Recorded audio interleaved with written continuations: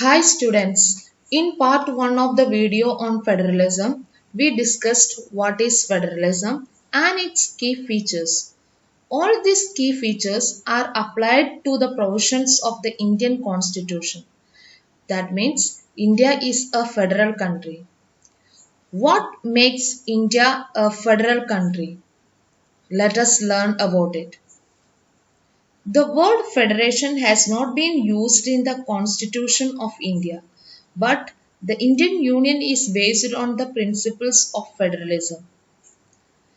The Constitution originally provided for a two-tier system of government. Later, a third tier, that is local self-government, was added in the federation. The Constitution clearly provided a threefold distribution of legislative powers between the union government and the state government. It contains three lists: union list, state list, and concurrent list. A. Union list. It includes subjects of national importance such as defense of the country, foreign affairs, banking, communication, and currency. The union government alone can make laws relating to the subjects mentioned in the union list. B. State list contains subject of states and local importance such as police, trade, commerce, agriculture, and irrigation. The state government alone can make laws relating to the subjects mentioned in the state list. C. Concurrent list. It includes subjects of common interest to both the union government as well as the state government such as education, forest, trade unions, marriage, adoption, and succession. Both the union as well as the state government can make laws on the subject mentioned in this list. If the laws made by state and union conflict with each other, then the law made by the union government will prevail.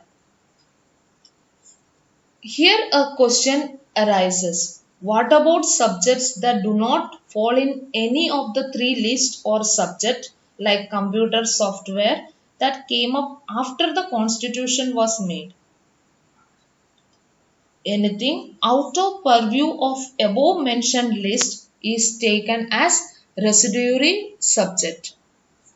Union government has the power to legislate on these subjects. As India is a holding together federation, all states in the Indian Union do not have identical powers. Some states enjoy a special status, but some units of the Indian Union enjoy very little power. For example, union territories like Lakshadweep, capital city of Delhi. From previous topics, we understood that in India there is a power sharing arrangement. It is not easy to make changes in this power sharing arrangement.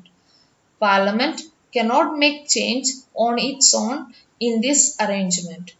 To make changes in the power sharing arrangement, first it has to be passed by both the houses of parliament with at least two-thirds majority. Then it has to be rectified by the legislatures of at least half of the total states. The role of judiciary is important to make India a federal country. The judiciary plays an important role in overseeing the implementation of constitutional provisions and procedures. In case of any dispute about the division of powers, the High Court and the Supreme Court make a decision.